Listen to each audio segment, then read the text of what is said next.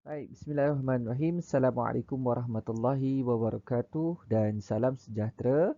Bersama lagi dengan Cikgu Wan pada hari ini untuk kita sambung lagi sesi pembelajaran kita bagi subjek Pendidikan Jasmani KASR tahun 6. Okey, baik. Sebelum kita mulakan, kita buat ulang kaji balik apa yang kita dah belajar pada sesi pembelajaran yang lepas. Pada sesi pembelajaran yang lepas, cikgu dah bagi uh, tahu kepada awak tentang pengenalan bagi acara olahraga, iaitu olahraga terbahagi kepada dua, iaitu acara balapan dan juga acara Padang. Okey, pada minggu lepas cikgu dah bagi tahu kepada awak, cikgu dah ceritakan tentang acara-acara balapan iaitu ada lari pecut, lari jarak sederhana, lari jarak jauh, lari berpagar dan lari berganti-ganti. Jadi awak pun dah tahu, dah kenal dan awak dah dapat senaraikan apa jenis-jenis acara bagi lari pecut, lari jarak sederhana dan sebagainya. Terima kasih kepada semua murid yang dah sediakan latihan. Jadi, pada hari ini kita nak sambung pembelajaran kita bagi acara padang pula. Bagi acara padang, ianya terbahagi kepada dua secara umumnya iaitu acara balingan dan juga lompatan. Ada dua sahaja, balingan dan lompatan. Apakah acara-acara dalam balingan dan apakah pula acara-acara dalam lompatan? Okey, jom kita tengok. Okey, yang pertama kita tengok kepada acara balingan dan lontaran. Okey, pada hari ini cikgu nak bagi tiga contoh sahaja. Kita tengok contoh yang pertama. Contoh yang pertama adalah acara lontar peluru. Okey, kebanyakan murid dah tahu dah acara lontar peluru ni dah selalu kita buat di sekolah ataupun awak dah dapat tengok di semasa sukan sekolah ataupun di TV dan sebagainya. Okey, kita tengok contoh. Okey, bergambar ni gambar yang cikgu tunjukkan. Okey, ini adalah pelakuan bagi acara lontar peluru. Okey, ini pula adalah contoh alatan yang digunakan semasa acara lontar peluru. Selalunya acara lontar peluru dia ada pelbagai saiz mengikut kategori dan juga pelbagai keberatan. Maknanya berat berbeza. Bagi murid sekolah rendah, berat dia ringan sedikit. Bagi murid sekolah menengah, berat dia lagi berat dan juga mengikut peringkat umur. Okey, ini adalah contoh bagi acara lontar peluru. Okey, macam mana pelakuan dia, macam mana kita nak buat lontar peluru, macam mana kita nak lontarkan peluru tu, nanti cikgu akan terangkan secara khusus satu persatu dalam sesi pembelajaran yang seterusnya. Pada hari ini cikgu nak bagi tahu kepada awak secara umum sahaja dahulu tentang acara-acara balingan dan lontaran. Okey, kita tengok yang kedua pula.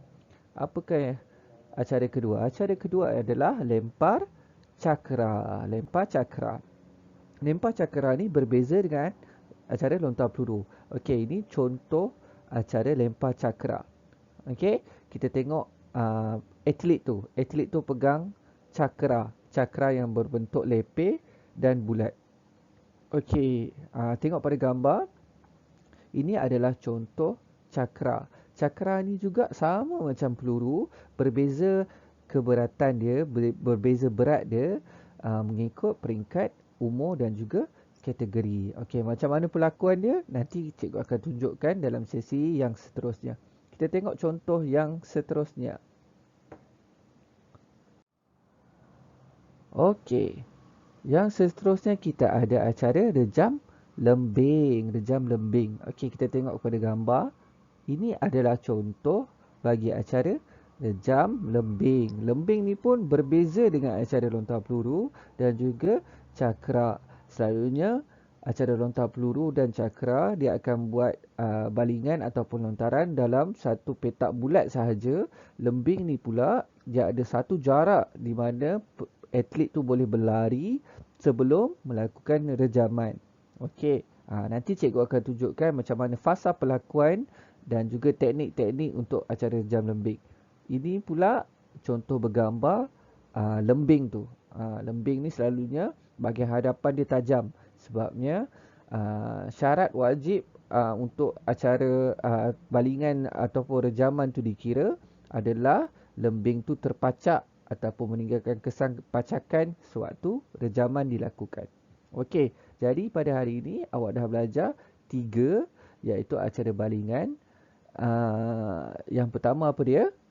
Lontar peluru. Yang kedua, lempar cakra. Dan yang ketiga, rejam lembing. Okey? Okey, baik. Tadi awak dah belajar tentang contoh-contoh acara bagi acara balingan dan juga lontaran. Sekarang ini kita nak belajar contoh-contoh bagi acara lompatan pula. Kita tengok yang pertama. Yang pertama kita ada acara lompat jauh. Acara lompat jauh. Okey, macam mana pelakuan acara lompat jauh? Kita tengok pada gambar. Okey, kita tengok. Acara lompat jauh. Acara lompat jauh, padang ni selalunya tidak dilakukan di atas trek ataupun di dalam trek larian. Selalunya kita lakukan acara padang ni di bahagian tepi trek ataupun di luar kawasan larian. Okey, kita tengok pada gambar. Ini adalah contoh acara lompat jauh. Awak lompat jauh pun kita dah selalu buat di sekolah. Di padang sekolah, murid akan berlari dalam satu jarak dan dia akan membuat lompatan dan akan mendarat di atas tanah. Okey, nanti cikgu akan ceritakan macam mana pelakuan dia, macam mana fasa-fasa lompatan dan sebagainya. Okey, itu contoh yang pertama iaitu acara lompat jauh. Kita tengok contoh yang kedua. Contoh yang kedua bagi acara lompatan adalah acara lompat tinggi. Okey, lompat tinggi ni berbeza dengan acara lompat jauh. Kalau lompat jauh kita mendarat di atas tanah. Bagi acara lompat tinggi kita mendarat di atas tilam. Okey, kita tengok pada contoh gambar.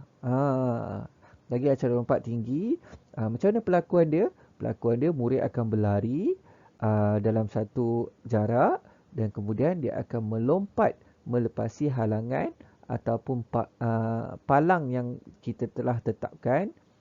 Dia mesti melepasi palang tu tanpa menjatuhkan palang tu dan mendarat di atas tilam yang disediakan. Okey, macam mana pelakuan ni? Nanti cikgu akan tunjukkan. Kita tengok pula contoh yang ketiga. Contoh yang ketiga adalah acara lompat bergalah. Lompat bergalah ni mungkin awak tak biasa tengok. Okey, kita tunjuk contoh gambar. Nampak tak? Lompat bergalah ni lebih kurang sama dengan acara lompat tinggi, tetapi palang yang disediakan lebih tinggi dan atlet ataupun murid yang ingin membuat lompatan perlu menggunakan galah untuk semasa berlari dan juga semasa melakukan lonjakan. Jadi dia akan berlari membawa galah dan juga semasa dan dia akan menggunakan galah tu untuk melepasi palang. Okey? Jadi awak dah belajar 3 contoh acara lompatan iaitu lompat jauh, lompat tinggi dan juga lompat bergalah. Okey, jadi itu sahaja pembelajaran kita bagi subjek pendidikan jasmani pada hari ini iaitu berkaitan dengan pengenalan bagi acara padang. Cikgu harap awak dapat faham dan awak dapat kenal pasti acara-acara dalam acara padang yang terbahagi pada 2 iaitu acara padang, acara lontaran dan juga acara lompatan. Okey, selesai menonton video ini, cikgu akan berikan link latihan. Cikgu harap awak dapat buat dengan baik. Sekiranya awak tak dapat menjawab, boleh ulang balik tonton video dan menjawab soalan yang cikgu bagi. Jadi itu sahaja. Sekian. Assalamualaikum warahmatullahi wabarakatuh.